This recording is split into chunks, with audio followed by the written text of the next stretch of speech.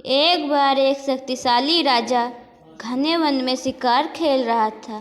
अचानक आकाश में काले बादल छा गए और मूसलाधार वर्षा होने लगी। सूर्य अस्त हो गया और धीरे धीरे अंधेरा छाने लगा। अंधेरे में राजा अपने महल का रास्ता भूल गया और सिपाहियों से अलग हो गया।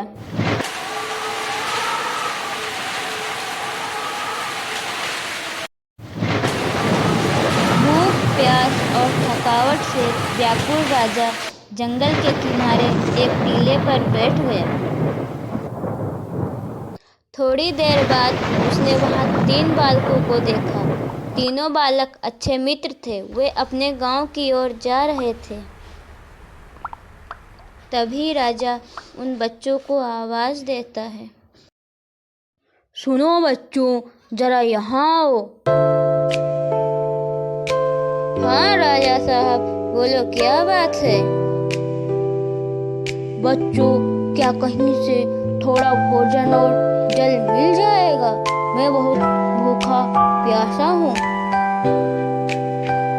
अवश्य राजा, क्यों नहीं, हम अभी घर जाकर सब कुछ ले आते हैं।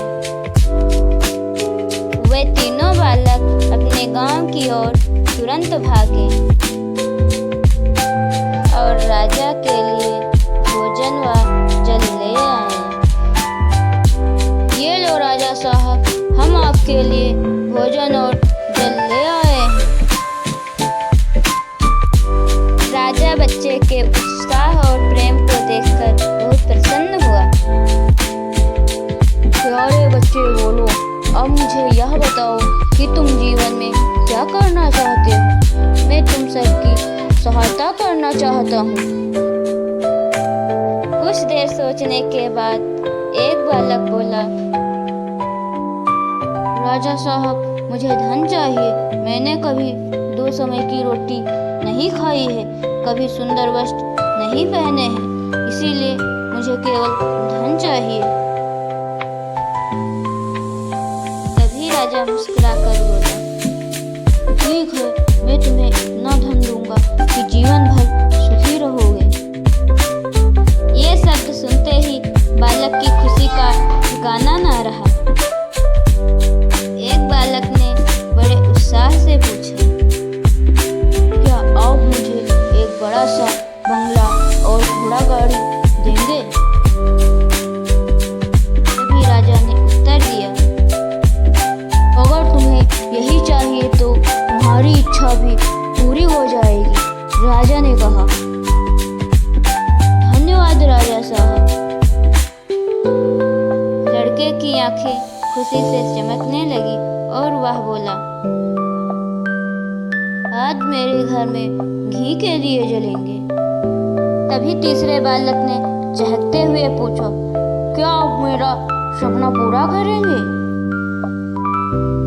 फिर राजा हंसते हुए बोला, क्यों नहीं महाराज, मुझे ना धन चाहिए ना बंगला, मुझे तो आप ऐसा आशीर्वाद दीजिए जिससे मैं पढ़ लिख कर विद्वान बन सकूं। शिक्षा समाप्त होने के पर मैं अपने देश की सेवा करना चाहता हूँ। तीसरे बालक की इच्छा सुनकर राजा बहुत प्रभावित हुआ। उसने उसके लिए उत्तम शिक्षा का प्रबंध किया। ठीक है बेटा, मैं तुम्हारे लिए उत्तम शिक्षा का प्रबंध करता हूँ। वह परिश्रमी बालक था, इसलिए दिन रात एक करके उसने पढ़ाई की और प्रत्येक कक्षा में प्रथम स्थान प्राप्त करने लगा। जब उसकी शिक्षा समाप्त हुई तब राजा ने उसे अपने राज्य में मंत्री के पद पर नियुक्त कर लिया। वह विद्वान था, अतः राजा तथा नगरवासी उसका बहुत सम्मान करते थे। दुर्भाग्य से जिस बालक ने धन मांगा था वह बुद्धिमानी से काम नहीं ले सका। व्यापार में उसका सारा धन डूब गया और वह फिर से निर्धन हो गया। दूसरे बालक की गाड़ी और बंगला भूकंप में नष्ट भ्रष्ट हो गया। अब मैं क्या करूं? मैं फिर से कंगाल हो गया। मेरा तो दिमाग ही नहीं काम कर रहा है। एक बार दोनों मित्र ने अपने विद्वान मित्र से मिलने की योजना बनाई। भाई चलो हम दोनों अपने मित्र से मिलते हैं। तभी दोनों मित्र अपने विद्वान मित्र से मिलने राज दरबार आ गए और अपने विद्वान मित्र से कहते हैं, भाई हम दोनों ने राजा से पुरस्कार मांगने में बड़ी भूल कर दी।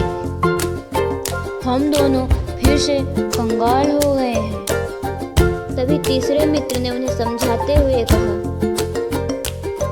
भाई धन सदा पास नहीं रहता है। ज्ञान जीवन भर मनुष्य के काम आता है और उसे कोई चुरा भी नहीं सकता है। शिक्षा ही मानव को विद्वान और बड़ा बनाती है, धन नहीं।